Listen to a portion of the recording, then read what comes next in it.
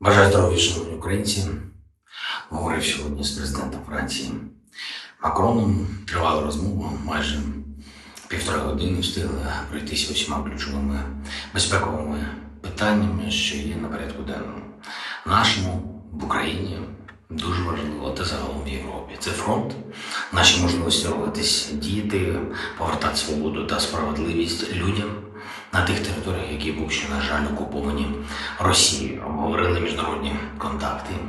І наші, і Франція. Мануель поінформував мене про деталі та підсумки візиту в Китаї. Дякую за чітку підтримку тих принципових речей, які об'єднують всю нашу антивоєнну коаліцію.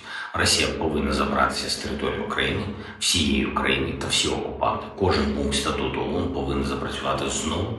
Жодне з російських порушень міжнародного права не можна ігнорувати. Саме на таких принципах повернуться безпека і спокій в міжнародні відносини. Саме для цього є українська формула миру, абсолютно реалістична, цілком конкретна. Її також сьогодні детально обговорили з Макроном, як і міжнародні заходи, які ми готуємо на цей рік, зокрема Вільнюський саміт НАТО, наша спільна позиція на саміті у Литві. Всіх держав-учасниць може бути саме такою амбітною, якої потребує європейська безпека. Впевнений в цьому. Дієві гарантії безпеки для України, тобто насправді для міжнародного порядку, заснованого на правилах, потрібні ще до нашого вступу в Альянс. До речі, у Вільнюсі відбулася зустріч держав-членів спільної слідчої групи з розслідування злочинів окупантів в Україні. Одним із результатів зустрічі є угода. Якраз вчора її підписали, угода про спільне розслідування не лише російських воєнних злочинів, але й злочину геноциду. Ми забезпечимо на всіх рівнях, зокрема на юридичну, повну відповідальність Росії за скоєне проти України українців. Дякую всім партнерам, хто допомагає наближати вироки для окупанта, для російських вбивців і терористів.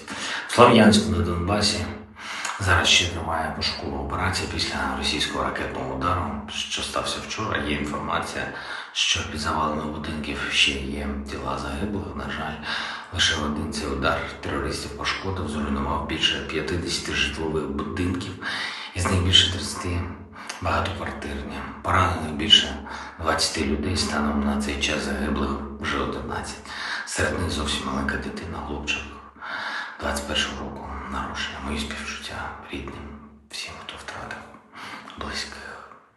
Нікому з тих, хто винен в цій агресії, не можна нічого пробачити і забувати. Сьогодні оприлюднені ще 2 санкційні укази проти осіб та компаній, які розділяють провину за цей терор або допомагають йому. Зокрема, це санкції проти осіб, які пропагують державу-терориста, прикриваються спортом, проти тих, хто пов'язаний з її посадовцями.